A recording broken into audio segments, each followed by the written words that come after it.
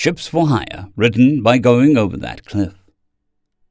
The third quadrant of the galaxy has always been a cesspool of astronomical scale. Interstellar empires clash almost constantly, while young and inexperienced civilizations struggle to maintain their independence, as they get embroiled in the cosmic tussle as soon as they take for the stars. Here, it is not uncommon for planets to be pacified by one faction after years of bitter fighting against their neighbors, only to be snatched away by a third power a few months later. It's only natural for historic rivalries to be born and fueled by these chaotic circumstances. The Galviki were a prominent but small merchant empire whose economic might impacted the galactic scale and was comparable only to Janus, with whom they were constantly at odds. They gained significant pleasure and profits by raiding and hampering each other's shipping routes, to the point where the galactic community was forced to intervene by sending warships to escort the merchantmen of both, hoping an understrength, unmotivated and unfounded flotilla of centuries-old warships would dissuade them from scattering each other's cargo bay in deep space. As everyone had predicted, besides those labeled as the best and brightest minds in the galaxy, this resolution was scarcely effective and outright embarrassing in certain cases. The number of ships involved was too few to have any real impact on either side. Reports indicated that raiding parties barely encountered galactic escort vessels during the missions.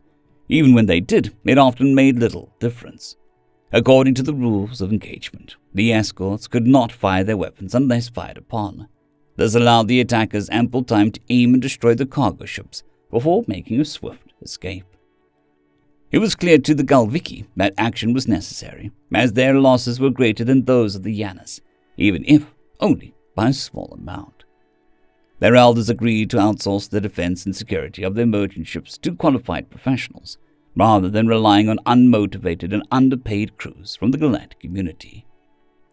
After months of discussions, they concluded that given their conditions, it was highly preferable to hire security experts from outside their interstellar borders, as their population was rather limited and quite inexperienced in a matter of warfare. With the substantial financial resources, they were willing to overlook expenses as long as the arrangement yielded profits. Numerous warbands and mercenary groups operating in the area quickly came forward to offer their services, each with varying levels of skill and compensation. Initially, the Galviki were pleased with the outcomes, as they were able to secure safe passage for their ships while also sinking many of their rivals. However, their advantage would not last. Although they were not surprised, they found themselves unprepared when the Janus began employing ships for hire under their own banner.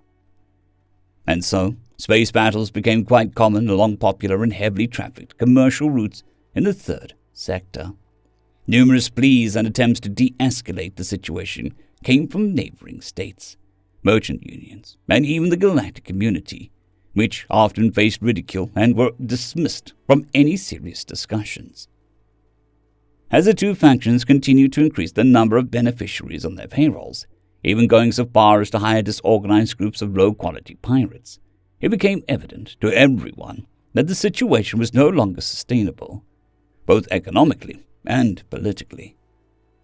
In a rare display of political firmness, the galactic community demanded that the Galviki and the Janus cease their absurd hybrid warfare by enacting several pieces of legislation that limited the number and scope of hired mercenaries. The two merchant empires had no choice but to comply, as they could not afford to sever economic sanctions that would cripple their already dwindling treasuries. Still, something had to be done. The Galviki elders believed, rightly so, that this momentary hiatus would only lead either side to gather weapons and ammunition for the inevitable outbreak of all-out conflict.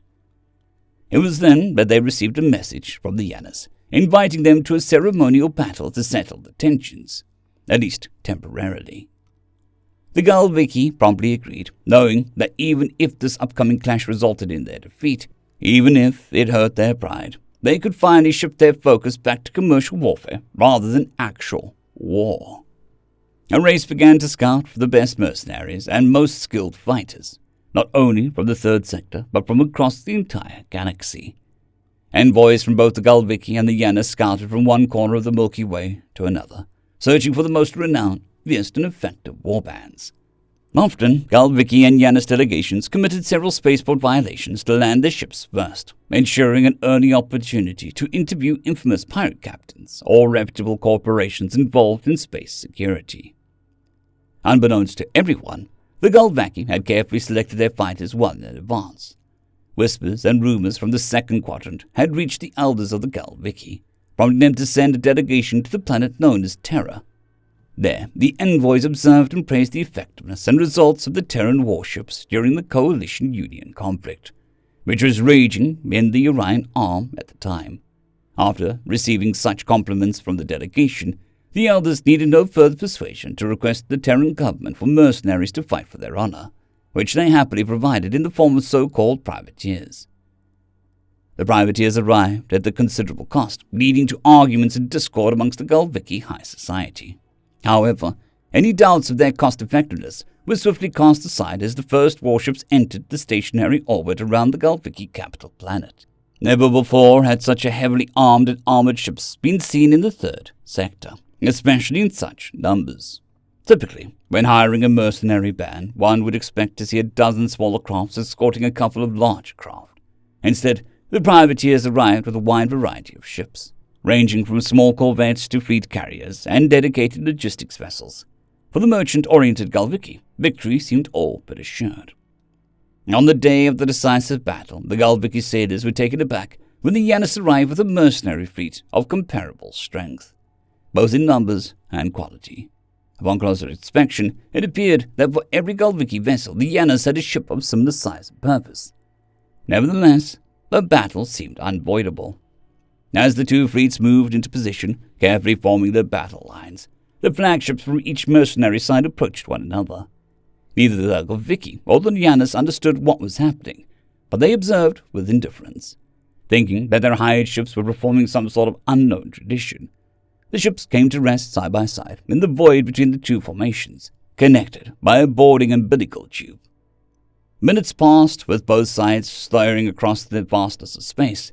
Then all of a sudden, the two ships in the middle departed, slowly navigating back to their respective formations.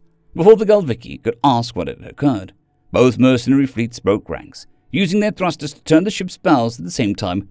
"Job's done, or you're going home," the human commander announced over the intercom to the Galviki officers. Understandably, they protested, stating that they had paid a substantial amount of credits for their services and expected the privateers to engage the opposing formation. The human commander smiled broadly before replying, "What do you mean? We removed a significant enemy formation from the outfield who are suffering no losses, I might add. As per the contract, we are eligible for extra pay since we have preserved the integrity of all of your accompanying ships." The Galviki at the time had no idea the Yanis were having a rather similar conversation with the commander of the mercenaries they hired, which was described by the Yanis officer as cheerful in dangerous ways. However, both sides ultimately had to let the mercenaries go, as they lacked the means to oppose such powerful fleets. Resigned to their circumstances, the two rival empires decided to set aside their swords and return to commerce, realizing the pursuing trade would be better for everyone involved. To add insult to injury, both the Galviki and Yanis embassies received letters expressing sincerest gratitude for their excellent hiring decisions. They stated that future requests of a similar nature would be addressed promptly and professionally, aiming for a deal acceptable to all parties. It may not be surprising that these letters originated from the same galactic shipping address. End of story. Story number 2. First Reunion, written by I. M. Astrayan. First reunions are a time of celebration for all Zerns. As we welcome more species into the fold, we can search for more worlds that produce food and water. This new species would be a welcome addition to the party. They are bipedal, like us, capable of moving great distances without vehicles. Their capabilities will quickly move them to an important role in our universe, and a capable species is something that everyone rejoices in.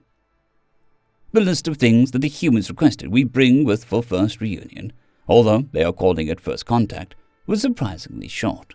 Maps of the galaxy and our holdings, scientific papers, cultural significant art and instruments, and food that represent our worlds.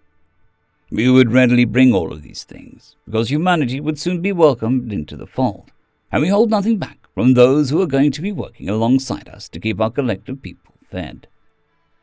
The humans are a great people, and their world a garden.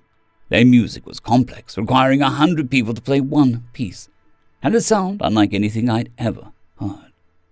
It pulled on my emotions and told stories with only the sound of the instruments. That they had the ability to retain such an immense group of music alone was a power play that didn't go unnoticed. The technology that they had to offer was amazing, centuries beyond what we were capable of, yet interstellar travel was impossible for them. We readily made it available in exchange for their great minds to explain to ours the advanced nature of their technology. We were fortunate to be able to bring one of the great minds with us. We can retain so few, and he was quickly taken to the side table by a team of their great minds. We worried that he would be overwhelmed and taken advantage of, but the humans quickly figured out how to make him be as an effective part of their team. The talk at the side table by the 6 humans and 1 Zern in a bustling room of introductions and niceties brought both of us forward in technology hundreds of years, able to build an understanding of concepts that were beyond both of us. Coming together resulted in an understanding of the universe that was greater than the sum of the 2 parts. Oh, what the great minds would achieve for the humans at the side. If that was all that had happened at first reunion, it would have made for most climactic first reunion in the history of the Zerns. For thousands of years, we'd been searching the stars for worlds that would help feed our people, for other civilizations, so that together we might find more ways to care for our people. And in all that time, no civilization had brought us further along than the humans did before their fateful revelation, offered up offhandedly by a servant at the food exchange tables. We brought everything that we could think of to show the humans what kinds of foods existed in the universe, and they responded in kind, bringing food from Earth. We were outclassed. We brought enough food for everyone at the party to eat their fill, not knowing how much the humans would be able to provide. They brought enough for everyone 5 times over, and such an array they had, dishes that combined so many flavors and textures. We had nothing to compare to this display of ability. Truly, theirs was a garden world. This was grown in South Dakota. I thought to myself, what a weird way to word that. I asked the servant, do you mean to say that you picked this from a place called South Dakota? Well, I guess you could say it like that. I was saying that it was farmed in a place called South Dakota. That word stopped the entire reunion. An emergency presentation had to be called. What did the servant mean?